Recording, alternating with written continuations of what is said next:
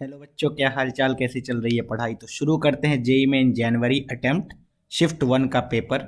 जिनको भी नहीं पता है, मैं as a student paper solve करने वाला हूँ। हर एक क्वेश्चन के बाद मैं बताने वाला हूँ कि ये क्वेश्चन इजी था, हमें कर लेना चाहिए या नहीं करना चाहिए, स्किप करके निकल लेना चाहिए, किस तरीके से कम टाइम में ज़्यादा क्वेश्चन अटेम्प्ट कर सकते हैं, ये सारी स्ट्रेटजी पता चलेंगी। ठीक है, तो शुरू करते हैं। सबसे पहला क्वेश्चन हमारा है limit y tending towards zero. Root के अंदर कुछ दिया हुआ है बाई 2। अभी देखो, जब y की वैल्यू 0 रखोगे तो यहाँ पे आ जाएगा 0/0 फॉर्म। तो जब 0/0 फॉर्म होता है तो स्टूडेंट्स के दिमाग में एक ही चीज़ आता है, कौन सा? LH rule. तो तुम LH रूल लगाओगे, डबल 2-3 बार डिफ्रेंशिएट करना पड़ेगा, लेकिन तुम्हें दिख रहा है कि रूट के अंदर वाली चीज़ों का डिफ्रेंशिएट करना थोड़ा सा डिफिकल्ट पड़ेगा, टाइम लगेगा। ठीक है, तो एक तो LH रूल से कर ही सकते हैं। दूसरा क्या कर सकते हैं, ऐसे सोचो कि रैशनलाइज। जब भी तुम्हें क्लास में पढ़ाया गया होगा कि रैशनलाइजेशन से जब लिमिट्स निकालते हैं तो बेसिकली क्या करते हैं, जब भी रूट के अंदर रूट दिखे तो रैशनलाइज कर दो। 2 बार रैशनलाइज कर सकते हैं इसको। तीसरा मेथड भी मैं बताऊंगा, बाइनोमियल एक्सपेंशन से कर सकते हैं। 1+x⁴n को लिखा जा सकता है 1+nx। ठीक है, इस तरीके से when x is tending towards 0, तो ये भी यूज़ कर सकते हैं हम लोग। ओके, सो देखो, अभी उसी बाइनोमियल एक्सपांसन से अगर किया जाए तो दिस इज रूट के अंदर 1 प्लस, इस चीज को बस ध्यान से देखो, इस चीज को अप्रोक्सीमेटली क्या लिखा जा सकता है, ये क्या लिखा हुआ है सबसे पहले। तो यू विल से 1+y⁴ पे पावर 1/2। y की वैल्यू 0 को जा रही है, so this can be written as 1+nx। n की वैल्यू 1/2 इंटू y⁴ बोलेंगे, हाँ ठीक है। So this is 1+1/2 into y⁴ -√2 को जैसे का तैसा रहने दिया, y⁴ को जैसे का तैसा रहने दिया। ठीक है, अब आगे सोचो, फिर से ये लिखा हुआ है 2 √2 प्लस y⁴/2। इस पे ओवरऑल पावर एक्चुअल में है 1/2। -√2 को अभी रहने दिया, ये y⁴ को रहने दिया। लिमिट किधर को जा रहा है? y टेंडिंग टुवर्ड्स 0 को। अभी आप ध्यान से सोचना, ये 1+x पे पावर n होता तो हमारा काम फिर से चल जाता। अभी इसको 1+x के फॉर्म में लेने के लिए मैंने क्या किया, 2 को बाहर निकाल दिया। जब 2 को कॉमन लेके निकालोगे तो √2 बाहर निकलेगा। ब्रैकेट के अंदर क्या जाने वाला है, 1+y⁴/4। Okay, to the power 1/2 -√2 divided by y⁴। फिर से इसको सिंप्लीफाई किया जा सकता है, लिमिट y टेंडिंग टुवर्ड्स 0। √2 हम लोग ऊपर से पूरा का पूरा कॉमन निकाल सकते हैं। ब्रैकेट 1+nx, तो this is 1+y⁴/4 into 2 8 -1 divided by y⁴। 1 से -1 का कटेगा, सो this is basically √2 into y⁴/8 into y⁴ का y⁴ से कटा, आंसर आ गया √2 डिवाइडेड बाई 8। अब √2 डिवाइड बाई 8 को सिंप्लीफाई किया जाए, रैशनलाइज किया जाए, तो दिस इज √2 इंटू √2, 2 इंटू 2 तो 1/4 √2 आने वाला है। Okay, so limit exist and equal to 1/4 √2 आ गया हमारा आंसर। सो ये भी इजी क्वेश्चन था, ये क्वेश्चन मैक्सिमम बच्चों ने कर लिया होगा। ठीक है, चलो क्वेश्चन नंबर 2 पे चलते हैं। अब बोला गया the plane through the intersection of the plane this and this. अच्छा, ये लाइन पढ़ते ही बच्चे के दिमाग में क्या आएगा? Family of planes. The plane through the intersection of two planes is a family of planes which can be written as P1 + λ P2 is equal to 0। अब तुम्हें मानना है P1 किसको मानना है, P2 किसको मानना है। मैं तो P1 इसको मानूंगा, लैम्डा इसके साथ मल्टीप्लाई करूंगा ताकि मेरा लैम्डा लैम्डा लैम्डा चीजें आ जाए।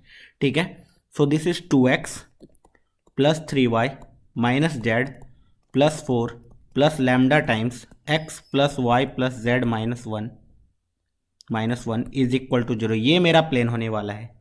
The plane through the point of intersection this plane and parallel to y axis.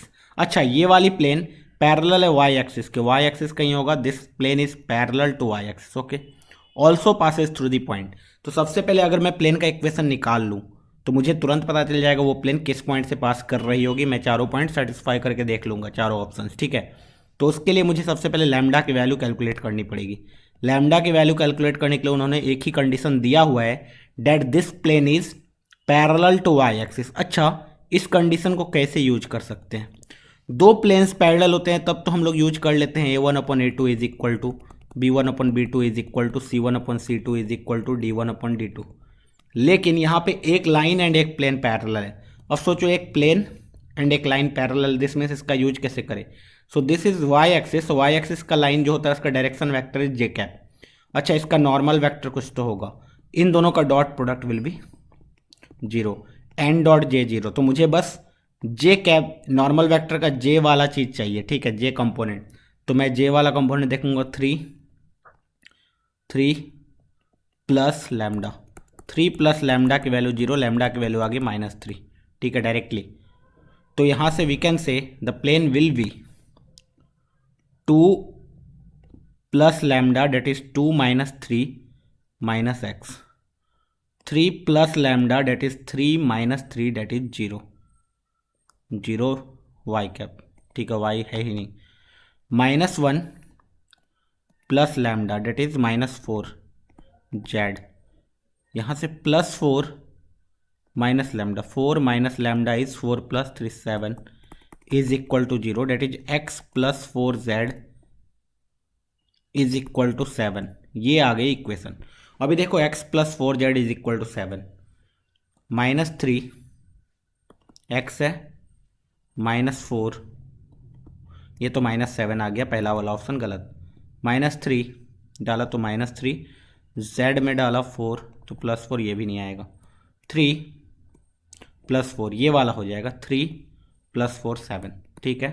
Option number 4 is the correct option. ये भी क्वेश्चन बहुत सारे बच्चे से हो गया होगा, इजी कैटेगरी का क्वेश्चन था, ये हमसे भी सॉल्व हो जाना चाहिए था, ठीक है। चलो अभी नेक्स्ट क्वेश्चन देखो।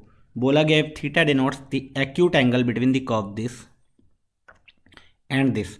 यहाँ पे दो अलग अलग कर्व्स गिवन है, उन दोनों के बीच का एंगल गिवन है थीटा। तो पूछा गया what is the value of tan theta का मॉड, ठीक है। अब ये सोचो, ये दोनों कर्व कैसे हैं? एक पैराबोला है ना, तो दोनों एक पैराबोला है, इस तरीके से सोचो, एक अपवर्ड ओपनिंग है, एक डाउनवर्ड ओपनिंग है, दोनों इंटरसेक्ट करेंगे कहीं ना कहीं। क्या हम लोग ये पॉइंट ऑफ इंटरसेक्शन निकाल सकते हैं? बोलेंगे हाँ, दोनों को सॉल्व कर लो। तो कैसे सॉल्व करेंगे? तो मैं बोलूँगा tan - x² will be equal to 2 + x²। अच्छा, 2x² will be 8, x² will be 4, x will be +or -2। तो एक x कोऑर्डिनेट 2 आने वाला है, एक x कोऑर्डिनेट -2 आने वाला है। अच्छा, x कोऑर्डिनेट अगर 2 है तो y कोऑर्डिनेट कितना? तो तुम बोलोगे 6। तो एक ही पे निकाल लेते हैं, दोनों सिमेट्रिक है तो एक तरह ऐसा। अच्छा, angle between the to curves क्या होता है? पॉइंट ऑफ इंटरसेक्शन पे जो टेंजेंट्स आएंगे दोनों कर्व पे, उनके बीच का एंगल। तो मुझे बेसिकली क्या करना होगा, इस कर्व पे भी टेंजेंट का स्लोप निकालना होगा। अगर सपोज स्लोप m1 है, दूसरे टेंजेंट का स्लोप m2 है, तो tan थीटा बहुत ही आसानी से निकल जाने वाला है। tan थीटा का mod will be m1 - m2 divide by 1 + m1 m2। Okay, तो सबसे पहले 2, 6 पे दोनों पे टेंजेंट का स्लोप निकालते हैं। वो कैसे निकाल सकते हैं? dy/dx से। पहले वाले को मान लेते हैं इसका m1 स्लोप है, तो that will be dy/dx which will be equal to -2x which is equal to -4। अच्छा, दूसरे वाले का स्लोप m2 है, which will be equal to 2x which is equal to 4। तो tan थीटा की वैल्यू कितनी आ गई? 4 - -4 divide by 1 + 4 × -4। Okay, so this is 4 + 4 8 divided by 16 - 16 + 1 15, 8/15 is the answer. Mod बोला है तो मॉड माइनस को कैंसिल कर देगा, ठीक है। तो ये भी क्वेश्चन बहुत ही ईजी था, मैक्सिमम बच्चों ने कर लिया होगा। नेक्स्ट क्वेश्चन पे आते हैं, मैट्रिक्स एंड डिटरमिनेंट पे। अगर तुमने मेरा रिवीजन सीरीज देखा होगा तो ये क्वेश्चन मैंने वहाँ सॉल्व करके रखा है ऑलरेडी, ठीक है। तो और वहाँ मैंने ये भी बताया था कि अगर कोई मैट्रिक्स गिवन है और उस पर बहुत ज़्यादा पावर आ जाए तो क्या करना होता है तुम्हें? सबसे पहले ये करना होता है कि 1 2 पावर निकाल के देखो। हमेशा ऐसा होगा जब भी a हो एंड a⁴n पूछा हो तो वो कुछ ना कुछ पैटर्न फॉलो कर रहा होगा। तो सबसे पहले तो मुझे यहाँ पे a⁴n डायरेक्टली निकालना नहीं है, मुझे a इनवर्स पे पावर 50 निकालना है बेसिकली। तो उसके लिए मुझे सबसे पहले a इनवर्स निकालना होगा and it is a। A inverse क्या होता है वो पता होना चाहिए। अब ए इनवर्स होता है adjoint of A divided by determinant of A. उसके लिए सबसे पहले डिटर्मिनेंट ऑफ ए निकाल के चेक करते हैं। अगर डिटर्मिनेंट ऑफ ए जीरो आ गया तो इनवर्स आएगा ही नहीं, लेकिन यहाँ पे डिटर्मिनेंट ऑफ ए जीरो नहीं आएगा क्योंकि इनवर्स आएगा तभी ये कैलकुलेट कर पाएंगे। ओके, तो डिटर्मिनेंट ऑफ ए निकालो, that is cos square theta minus minus plus sine square theta, this is equal to 1। तो यहाँ तो 1 आ गया। This means A inverse is same as adjoint of A. अच्छा, सबको पता होना चाहिए एडजॉइंट ऑफ ए होता क्या है। Adjoint of A is same as transpose of cofactor matrix. तो उसके लिए सबसे पहले कोफैक्टर मैट्रिक्स निकालो। ए का कोफैक्टर मैट्रिक्स ऑफ ए क्या आएगा, देखो ध्यान से। तो कॉस थीटा का जो कोफैक्टर होगा वो होगा cos theta, minus sine theta का जो कोफैक्टर होगा वो होगा minus sine theta. Okay, sine theta का जो कोफैक्टर होगा वो होगा minus minus plus sine theta, and cos theta का जो कोफैक्टर होगा वो होगा cos theta. So this is cofactor of A. तो एडजॉइंट ऑफ ए तुम्हारे पास कितना आ जाएगा, इसी का ट्रांसपोज लेना है बेसिकली। तो cos theta minus sine theta, इस रो को कॉलम में बना दिया, फिर साइन थीटा कॉस थीटा, ये आ गया तुम्हारा ए इनवर्स। अच्छा, ए इनवर्स को मैंने एक देर के लिए बी मैट्रिक्स माना, तो मुझे बेसिकली क्या निकालना है, बी टू द पावर 50। तो उसके लिए मैं पहले बी स्क्वायर निकाल के चेक करता हूँ। बी स्क्वायर कितना आएगा, मैं कॉस को सी लिख रहा हूँ, साइन को एस लिख रहा हूँ, माइनस एस सी, ठीक है, into C S minus S C. इन दोनों को मल्टीप्लाई करेंगे तो एक मैट्रिक्स आएगी। First row first column, cos into cos, cos square theta minus sine square theta, cos square theta minus sine square theta, which is going to be क्या, cos 2 theta. चलो इसको देखते हैं आप। First row second column, first row second column, cos into sine, sine cos, sine theta cos theta, फिर से sine sine theta, 2 sine theta cos theta, that is sine 2 theta. अच्छा, ये है second row first column, second row first column, minus sine into cos, minus sine cos, फिर से minus sine cos, minus sine 2 theta, and यहाँ से cos 2 theta. इससे क्या पता चला, बी की वैल्यू थी cos theta sine theta minus sine theta cos theta, B square आ गई कॉस 2 थीटा साइन 2 थीटा। इसी तरीके से तुम्हें पता होना चाहिए आगे जब कैलकुलेट करोगे कॉस 3 थीटा साइन 3 थीटा। इसी तरीके से मैं बोल सकता हूँ B to the power 50 will be cos 50 theta sine 50 theta minus sine 50 theta and फिर से कॉस 50 थीटा, ठीक है।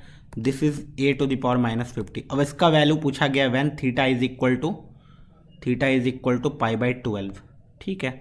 पाई बाई 12 पे निकाल दो। So this is pi by 12 value डालोगे तो कॉस 50 की वैल्यू कितनी आती है, कॉस 50 इंटू पाई बाई 12, ये देखो कितना हो रहा है, तो 2 into 6, 2 into 25। So this is basically cos 25 pi by 6। So this can be written as cos of 4 pi plus pi by 6 I guess. हाँ ठीक है। अब cos 4 pi plus theta is same as cos theta cos pi by 6। Cos pi by 6 is basically what, cos pi by 6 is root 3 by 2।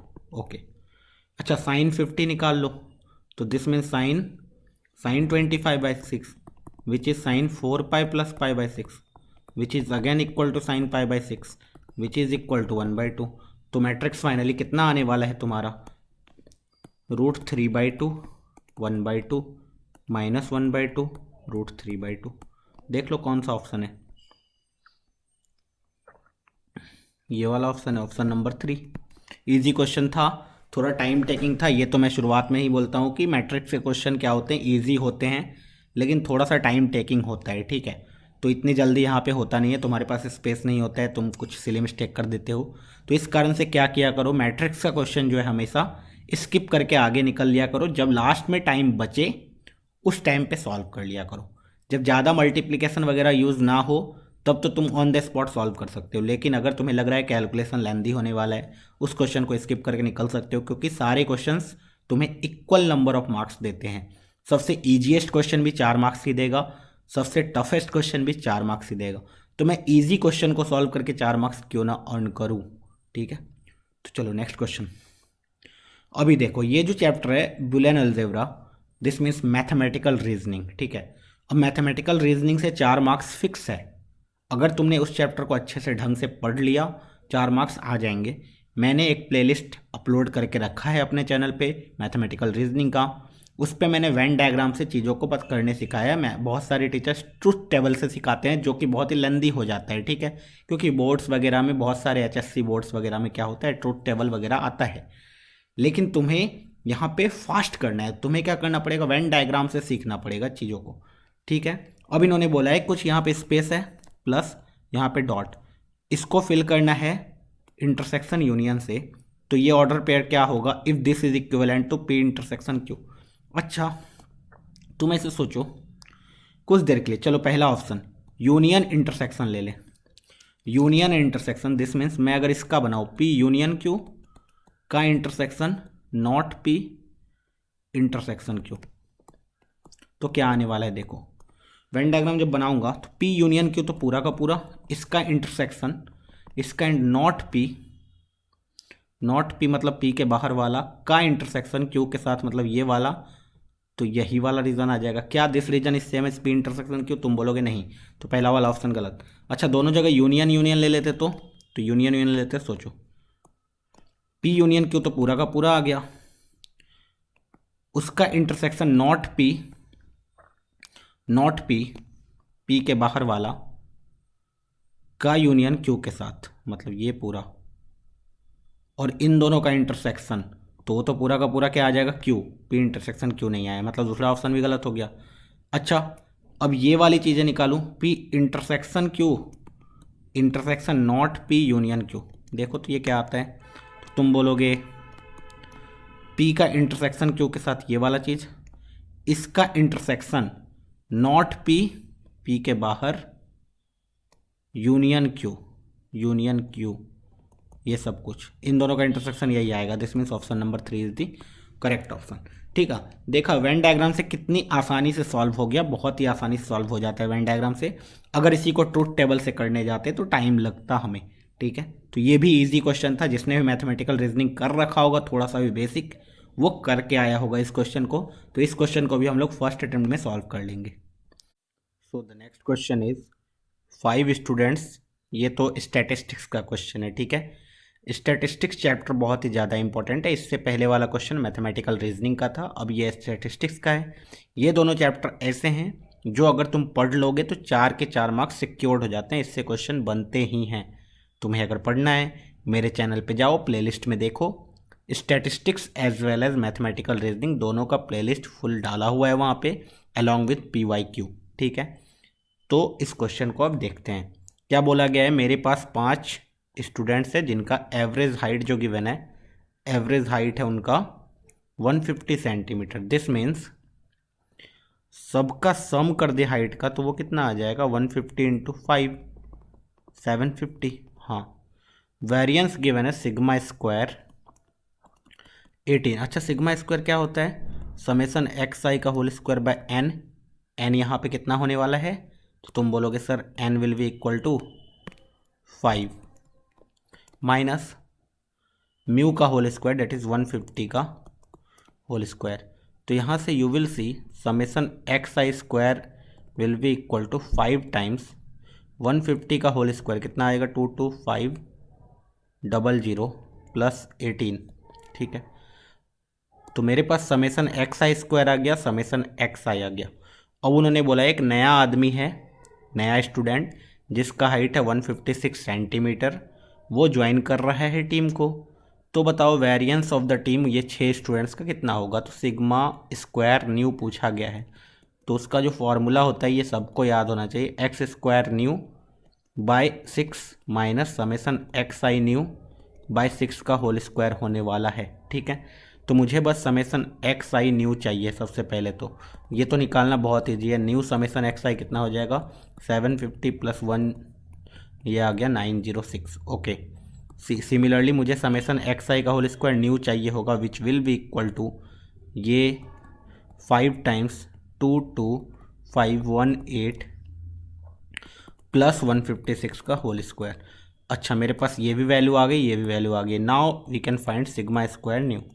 तो मेरे पास आ जाएगा 5 times 22518 plus 156 का whole square divided by 6 minus 906/6 का whole square. जब इसको simplify करेंगे we will get sigma square new as 20, तो answer will be 20। ये थोड़ा कैलकुलेटिव क्वेश्चन था, थोड़ा सा टाइम लगेगा कैलकुलेट करने में, लेकिन हमें आएगा ये क्वेश्चन। मैक्सिमम बच्चों ने कर लिया होगा और हम भी करके निकलेंगे इसको। अभी देखो क्वेश्चन नंबर 2 आ गया ट्रिग्नोमेट्री से। Most of the time trigonometry से क्वेश्चन नहीं पूछा जाता है, कभी कभी ऐसा होता है जो प्योरली ट्रिग्नोमेट्री से क्वेश्चन आया हुआ है, ठीक है। तो ये भी क्वेश्चन सिंपल ही है। एक तरीका तो ये हो सकता है, इन्होंने बोला है एंगल π/4 से π/2 के बीच में है। अगर π/4 से π/2 के बीच में एंगल है तो तुम क्या कर सकते हो, 60 डिग्री एंगल डाल दो, 60 डिग्री। यहाँ से वैल्यू कैलकुलेट करो, चारों ऑप्शन में डालो, कैलकुलेट करो, जो सेम आ गया वो आंसर। लेकिन तुम्हें पता है जब 60 डिग्री डालोगे साइन 60 √3/2 और ये 1/2 √3 - 1 ये, तो कैलकुलेशन तो थोड़ा और लेंदी ही हो जाएगा। इससे अच्छा क्या है कि इसको रिड्यूस ही कर लो। अब तुम्हें दिख रहा है सब कुछ साइन कॉस में चाहिए, इसको सिंप्लीफाई करना है पावर को। साइन को मैं s लिख रहा हूँ, कॉस को c लिख रहा हूँ, तो ये लिखा हुआ है s - c पे power 4 which is basically s - c का होल स्क्वायर और इसका whole square is a square plus b square 1 हो जाएगा, sine square theta plus cos square theta 1 होता है, -2 साइन कॉस। ओके, तो बीच में हमने माइनस कर दिया बेसिकली। हाँ, इसका whole square plus 6 times sine theta plus cos theta का होल स्क्वायर क्या होगा, a square plus b square 1 plus 2 sine theta cos theta plus 4 sine to the power 6। इसको और भी सिंप्लीफाई करते हैं, 3 into a square plus b square होगा 4 sine square cos square -2ab 4 sine cos, ठीक है, plus 6 plus 12 sine cos plus 4 into s to the power 6। यहाँ से तुम कैलकुलेट करोगे 3 plus 12 sine square cos square -12 sine cos plus 6 plus 12 sine cos plus 4 into sine to the power 6। अब तुम्हें दिख रहा होगा कौन कौन सा कैंसिल हो गया, 12 साइन कॉस कैंसिल हो गया, 6 plus 3 is 9 plus 12 sine square cos square plus 4 sine to the power 6। अभी देखो इस टाइप का आंसर नहीं है, तो या तो अब इसको देखो तुम, यहाँ पे दोनों टर्म में क्या कॉमन है, 9। तुम बोलोगे साइन स्क्वायर को सर कॉमन निकाल लो, 9 प्लस साइन स्क्वायर कॉमन निकालोगे अंदर क्या आ जाएगा, 12 कॉस स्क्वायर प्लस चलो 4 साइन स्क्वायर कॉमन निकाल लो और भी सिंप्लीफाई करते हैं। जब 4 साइन स्क्वायर को कॉमन निकाल लोगे तो ब्रैकेट के अंदर जाएगा 3 cos square, okay 4 into 3 and इधर से आएगा sine to the power 4 which is equal to 1 minus cos square का होल स्क्वायर। तो यहाँ से 4 9 प्लस 4 साइन स्क्वायर, यहाँ से आ गया 3 कॉस स्क्वायर, इसका होल स्क्वायर करोगे तो a square plus b square -2ab -2 cos square. तो ये कितना आ गया, cos to the power 4 plus 1 plus cos square, ठीक है, 9 प्लस 4 इंटू दिस। अभी देखो इसको फर्दर सिंप्लीफाई करना पड़ेगा। अब देखो we can write sine square, इस टाइप का ऑप्शन एक भी नहीं है तो सबको कॉस में कन्वर्ट करते हैं। जब साइन स्क्वायर को 9 plus 4 into 1 minus cos square, bracket के अंदर है cos to the power 4 plus cos square plus 1, तो 9 प्लस 4 माइनस, देखना इधर 4 इंटू क्या क्या आएगा, -4 ले लिया हमने तो cos to the power 6 plus cos to the power 4 plus cos square आने वाला है, ठीक है। क्या किया मैंने यहाँ, कुछ मिस्टेक हुआ है, ठीक है। ब्रैकेट ओपन करना है बेसिकली, हम लोग क्या करेंगे देखना, ब्रैकेट ओपन करेंगे तो दिस इज 9 प्लस 4 तो रहने दिया, 1 into this is cos to the power 4 plus cos square plus 1 minus cos to the power 6 minus cos to the power 4 minus cos square. अब यहाँ देखो कटता हुआ दिख रहा है, कॉस स्क्वायर से cos square, cos to the power 4 से कॉस टू दी पावर 4, तो this is 9 plus 4 into bracket के अंदर है 1 minus cos to the power 6, so this is 9 plus 4 13 minus 4 into cos to the power 6। कौन सा option आ गया, option number 2। तो हम लोग ऐसे ही सिंप्लीफाई कर लेंगे, हमारा आंसर आ जाएगा, ज़्यादा टेंशन नहीं है, ये भी क्वेश्चन ईजी था, हमें कर लेना चाहिए था। अब आता है एरिया अंडर द कर्व का question. Area under the curve का question most of the chapter, most of the paper में तुम देखोगे तो थोड़ा सा टफ आता है, ठीक है। लेकिन यहाँ पे देखो ध्यान से, the area bounded by the parabola this, ये पैराबोला सिंपल है, कैसा है, x² - 1 दैट इज प्लस -1 पे 0, x इज इक्वल टू 0 पे -1 ऊपर खुलेगा। ठीक है, दिस इज द पैराबोला, ये वाला। The area bounded by the parabola this and the tangent at the point 2,3, 2,3 कहीं इधर है। इस पे अगर टेंजेंट ड्रॉ किया जाए तो कुछ तो ऐसा आएगा। ठीक है, एंड इट्स वाई एक्सिस, मतलब ये वाला एरिया मुझे कैलकुलेट करना है। अच्छा, इस वाला एरिया कैलकुलेट करने के मुझे ये पॉइंट पता है, इस पे टेंजेंट का इक्वेशन लिखना पड़ेगा मुझे पहले। तो मैं dy बाई डी एक्स निकालूंगा तो यहाँ से आ जाएगा 2x, तो स्लोप आ गया 2 × 2 दैट इज़ 4। स्लोप आ चुका है तो y minus y1 is equal to 4 times x minus x1।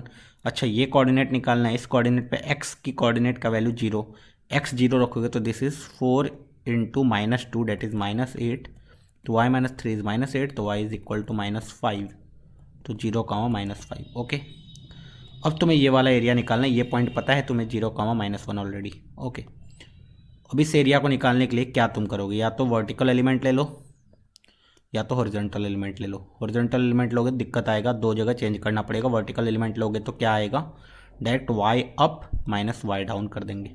अच्छा, y up minus y down vertical में जाएंगे हम लोग, देखना। तो वर्टिकल एलिमेंट ले लिया हमने, ठीक है।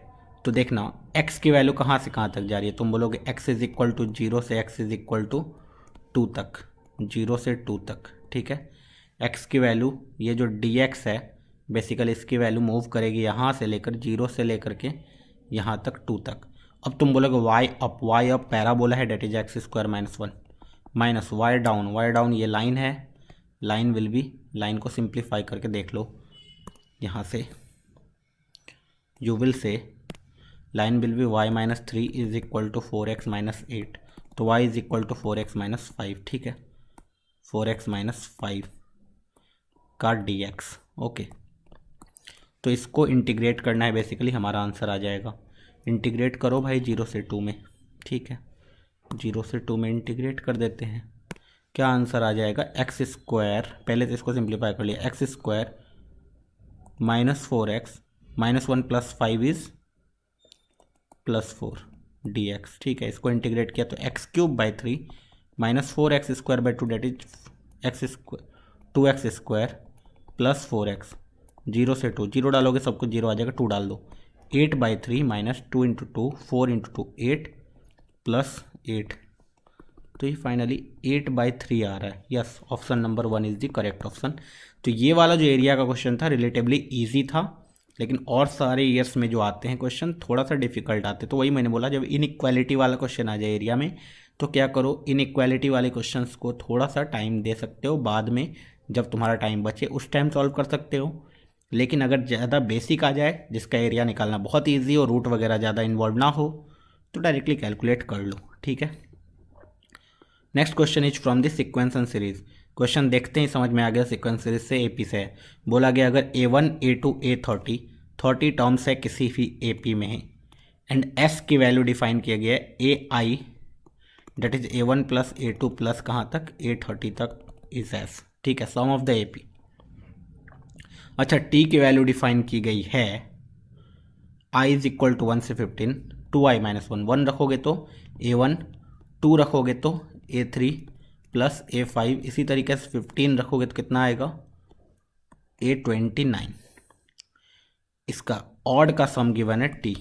अच्छा, अभी देखो इस S में जो है, now they have given A5 is equal to 27 and this is equal to 75, then A10 का वैल्यू पूछा गया है। तो बेसिकली दो इक्वेशंस गिवन है मेरे पास, दो अननोन्स है। क्या क्या अननोन्स है, A एंड D अननोन्स है। तो A5 that is A plus 4D given है 27। ठीक है, ये चीज़ तो क्लियर हो रही है। ठीक है, अभी देखना ये चीज़ पूरा का पूरा क्लियर है, A plus 4D is 27। Next point, इसको देखो अब ध्यान से, S में से S is A1 plus A2 plus A3 plus A4, या फिर S को डायरेक्टली मैं फॉर्मूला लगा दूं तो I can say S will be equal to what, N is 30/2 that is 15 into 2A plus 29D minus 2 into T में कितने terms है, 15 टर्म्स है, तो 15/2 2a, इसका भी first term is a, plus n-1 that is 14 into D, 14 into D. अब d कितना है इसका, तो मैं बोलूँगा a3 माइनस a1d है, a3 is a plus 2d minus a 2d, that is 14 into 2 28d, this is equal to 75। तो यहाँ से वी कैन सी 15 कॉमन ले सकते हैं, 2a plus 29d minus 2a minus 24d की वैल्यू आ गई 75। 2a से 2a कट गया, 15 इंटू 5 इज 75, और यहाँ 29d minus 24d is 5d is equal to 5, d की वैल्यू आ गई 1। अच्छा, d की वैल्यू 1 आ चुकी है, तो a plus 4 is equal to 27, तो a इज इक्वल टू कितना, दैट इज 23। अच्छा, a और d आ गया, तो a10 निकालना इजी है, a10 is a plus 9d that is 9, कुछ तो गड़बड़ किया, a10 इज 23, a1 9 प्लस 3 32 आना चाहिए, 42 गिवन है, ओके। कहाँ पे कोई मिस्टेक हुआ है क्या, a 2a प्लस 29d, ठीक है, ये तो सही था, यहाँ भी सही है, 25d 28d है, ओके, दिस इज 28d, तो d इज इक्वल टू 5 आया है मेरे पास, d इज इक्वल टू 5 आया है, okay. So a plus 9d, तो d इज इक्वल टू 5 आ गया, तो a की वैल्यू आ गई a plus 20 is equal to 27, तो a की वैल्यू आ गई 7 नॉट 23, तो a10 कितना आ जाएगा, a प्लस 9d, 9 इंटू 5 45,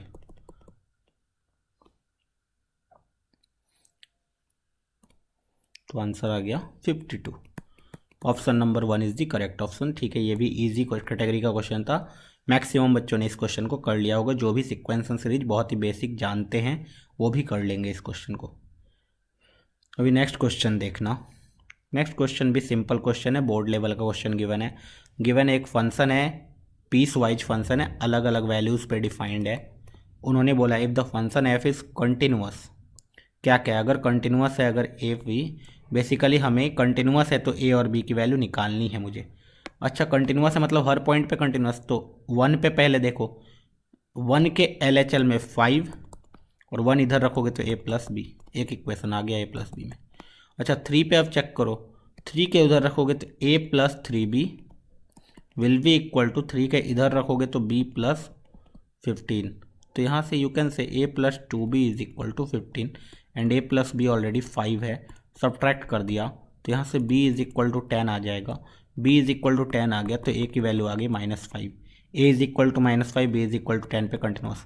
लेकिन बस एक कंफर्म करने के लिए, वेरीफाई करने के लिए 5 पे देख लेते हैं, 5 पे इधर रखेंगे तो कितना आएगा, b प्लस 25। अच्छा, b is b plus 25, b की वैल्यू आ गई 10 है ना, इज इक्वल टू 30 होना चाहिए, b की वैल्यू यहाँ से आ रही है 5 और वहाँ से आई है 10, तो not continuous for any value of A and B, ये वाला ऑप्शन सही है। देखा यहाँ पे अगर गलती हमने किया, 5 चेक नहीं करते तो हमारा आंसर ये आ जाता, जो कि रॉन्ग है, क्योंकि ये तो बस ये दोनों से आ रहा है यहाँ पे।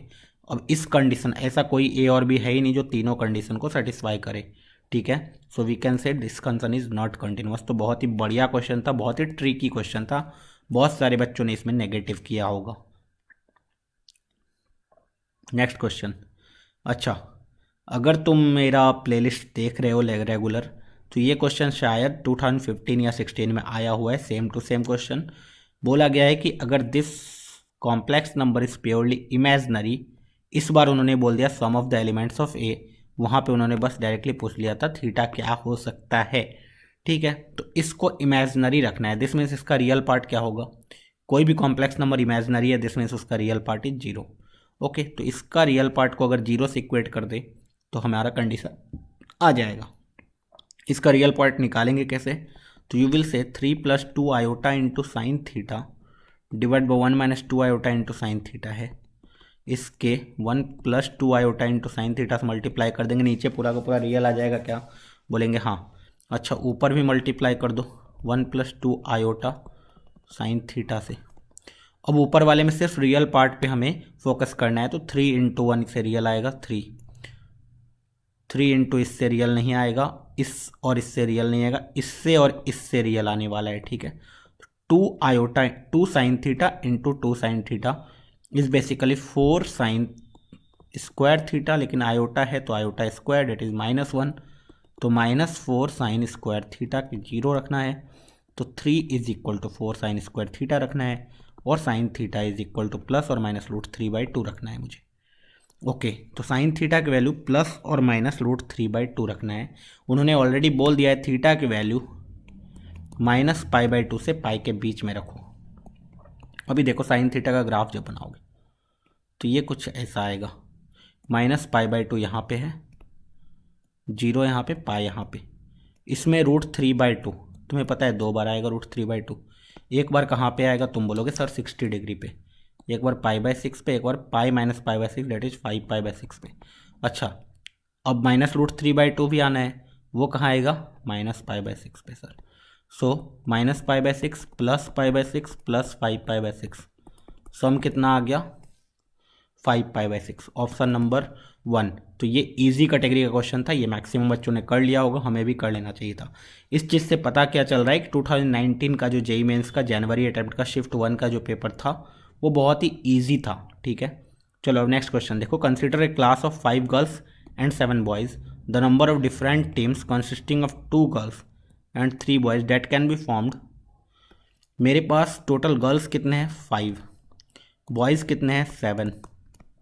Okay the boy number a number of different team, मुझे एक टीम बनाना है जिसमें 2 गर्ल्स प्लस 3 बॉयज़ हो। Okay if there are 2 specific boys, 2 लड़के ऐसे हैं A and B who refuses to be the members of the same team. ये तो बहुत ईजी क्वेश्चन है, तुम या तो डायरेक्टली कर सकते हो या तो उल्टा कर सकते हो। डायरेक्टली का मतलब क्या है, तुम केस बना लो कि अगर ए टीम में है बी नहीं है, ए नहीं है बी है, या फिर दोनों में से कोई नहीं है, ठीक है। या तो ये कर लो या फिर तुम ऐसे कर लो, टोटल कितना पॉसिबिलिटी है उसमें से जब ए और बी दोनों है टीम में वो माइनस कर दो।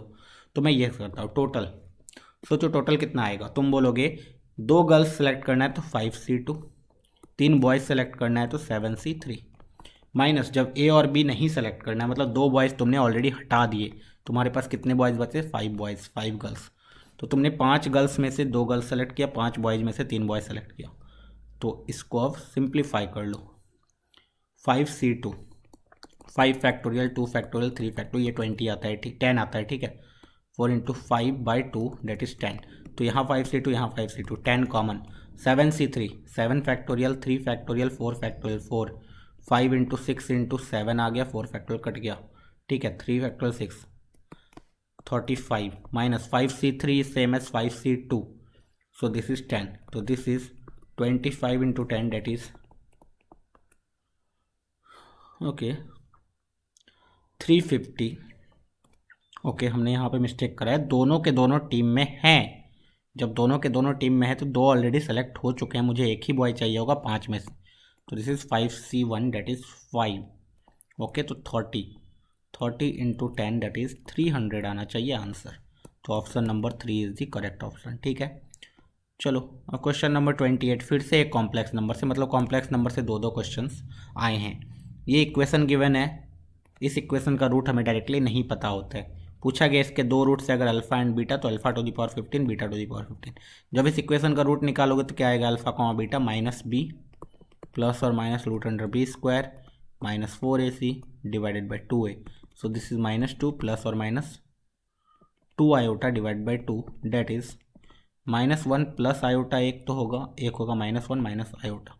अभी देखो जब भी इस टाइप का इक्वेशंस आ गया, ये तो मुझे नोन है ही नहीं और उस पर पावर 15 निकालना है, तो एक तो तरीका होगा बाइनोमियल थ्योरम लगाओ, दूसरा तरीका क्या होगा, दूसरा तरीका कैन बी हमेशा यूलर फॉर्म में जाओ, ठीक है। जब भी कॉम्प्लेक्स नंबर में क्वेश्चन आए और बहुत ज़्यादा हाई पावर का बात चले, है ना, पावर 100 पावर ये, तो हमेशा e to the power iota theta में लिखो। This is √2 into e to the power iota. Angle कितना होगा सोचो। अगर मैं किसी एक को इसको पकड़ूं, ठीक है, so this is basically -1, x में -1 y में 1, दिस इज इधर। तो ये angle is pi minus pi by 4, that is 3π/4। तो 3π/4 इधर से इसको देखो, -1 माइनस आयोटा, डेट इज इधर आने वाला है, ठीक है। तो ये -3π/4 e to the power minus iota 3π/4 into √2, ठीक है। दोनों पावर 15 लेके ऐड कर देना है बेसिकली। तो तुम्हें पता है √2 की पावर 15 बाहर आ रहा है कॉमन, ब्रैकेट के अंदर जाएगा e to the power iota 3π/4 e to the power 3π/4 into 15, that is 45π/4 plus e to the power -45π/4 iota, ठीक है। अब तुम्हें पता है कि ये दोनों एक दूसरे के कॉन्जुगेट हैं। E to the power iota theta हो and e to the power minus iota theta हो तो एक दूसरे क्या होते हैं, कॉन्जुगेट। तो दो कॉन्जुगेट जेड प्लस जेड बार कैलकुलेट जब करोगे, तुम्हें ऑलरेडी पता है कि जेड प्लस जेड बार कितना होता है, वो होता है 2 into real part of Z. तो बेसिकली मुझे √2 की पावर 15 तो आ चुका है। अब एक कॉम्प्लेक्स नंबर है e to the power iota 45π/4 plus e to the power minus iota 45π/4, ठीक है। इन दोनों को सम करोगे तो 2 into real part of this आएगा and real part of this is cos 45π/4। तो बेसिकली cos 45π/4 कितना आने वाला है, देखो cos 45π/4 इज cos 11π प्लस π/4। हाँ, तो this is minus cos π/4 which is equal to -1/√2। तो 2 into -1/√2 is √2 with negative sign power 15। तो यहाँ पे √2 की पावर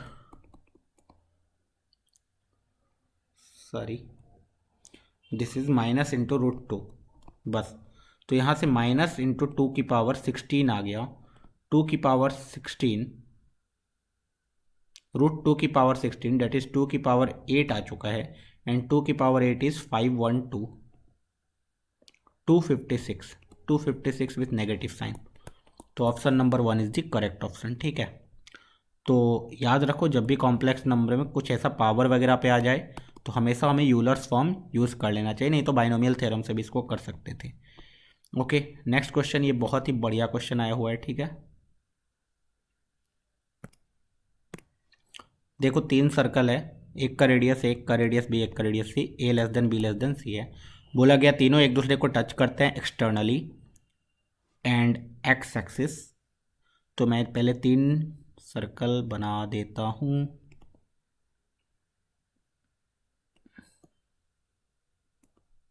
एक सर्कल ऐसा कुछ होगा, ठीक है। ये 3 सर्कल एक दूसरे को भी टच कर रहे हैं एक्सटर्नली एंड एक्स एक्सिस उसका कॉमन टेंजेंट है। तो जब भी देखो हमेशा ऐसा कुछ आ जाए तो तुम्हें कॉमन टेंजेंट वाली कंडीशन याद आनी चाहिए। अब तुम्हें पता है, suppose if this is P, this is Q and this is R। अब इसका रेडियस, सबसे छोटा रेडियस इज A, तो इसका रेडियस इज A। उसके suppose this is B and suppose this is C। Okay, अब उन्होंने ABC में रिलेशन कुछ पूछा है, तो तुम्हें पता होना चाहिए कि PR कॉमन टेंजेंट है इसका और इसका, will be equal to PQ जो कि कॉमन टेंजेंट है इसका और इसका, प्लस QR। मतलब कॉमन टेंजेंट का लेंथ बेसिकली निकालना है। डायरेक्ट कॉमन टेंजेंट का लेंथ क्या होता है सबको याद होना चाहिए, डेट इज C1 C2 का होल स्क्वायर, C1 C2 का whole square minus R1 minus R2 का होल स्क्वायर होगा, ठीक है। अभी देखो, अब 2 सर्कल अगर जब भी टच कर रहे हैं तो C1 C2 is always equal to R1 plus R2। मैं जनरल फार्मूला बना रहा हूँ, तो C1 plus C2 is always equal to R1 plus R2। तो ये आ गया R1 square plus R2 square plus 2R1 R2। यहाँ से आएगा minus R1 square minus R2 square minus minus plus 2R1 R2, R1 square, ये आ गया √4 R1 R2, ठीक है। तो बेसिकली PR कितना हो जाएगा, √4 R1 R2 P और R BC is equal to, ये आ गया √4 PQ AB plus √4 QR AC। बस कॉमन टेंजेंट का लेंथ निकाल दिया। अब देखो रूट अंडर फोर हर जगह से कट रहा है, रूट ए बी सी से डिवाइड करोगे तो ये कितना आ जाएगा, 1/√a is equal to 1/√c plus 1/√b। ये आ गया तुम्हारे पास। तो 1/√a is equal to 1/√b plus 1/√c, option number 1 is the correct option. ठीक है, तो बहुत ही सिंपल, बहुत ही आसानी से हमने इस क्वेश्चन को अटेम्प्ट कर लिया। मैक्सिमम बच्चों ने इस क्वेश्चन को नहीं किया होगा, लेकिन जिन्हें ये कॉन्सेप्ट पता है कि जब भी दो सर्कल टच करे और एक लाइन उनको टच कर रहा है, दिस मीन्स कॉमन टेंजेंट का क्वेश्चन है वो। ठीक है, चलो लास्ट क्वेश्चन है, 2 cards are drawn successfully with the replacement from a well shuffled deck of 52 card. 2 card निकाला गया। The X denote the random variable of the number of aces obtained in the 2 drawn card. With replacement है तो tension नहीं है हमारा, 2 card को draw किया गया रिप्लेसमेंट के साथ। ओके, तो Px1, अभी Px1 का मतलब जब एक एस निकला, अब एक एस निकला तो एस निकला, नॉन एस निकला, या फिर पहला नॉन एस निकला दूसरा एस निकला, 2 कार्ड निकाला गया है ना। तो ये तो पहले निकाल लो, एस निकला नॉन एस निकला, एस निकलने का probability is 4/52 and non S निकलने का प्रोबेबिलिटी इज 48/52 इंटू 2 हो जाएगा, क्योंकि 2 बार ऐसा होगा, प्लस एक्स इज इक्वल, दोनों एस निकल गया, तब तो 4/52 पहली बार फिर से रिप्लेस कर दिया, फिर से 4/52, यही आंसर ऐड कर लेना है हमें।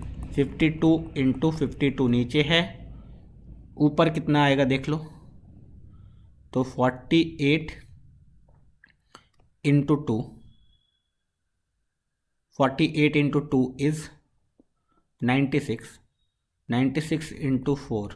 ठीक है, तो दोनों में एक तरीके से 4 कॉमन है, तो पहले 4 कॉमन निकाल लिया, 96 प्लस 4 डेट इज 100, तो 4 into 100 divide by 52, this is 13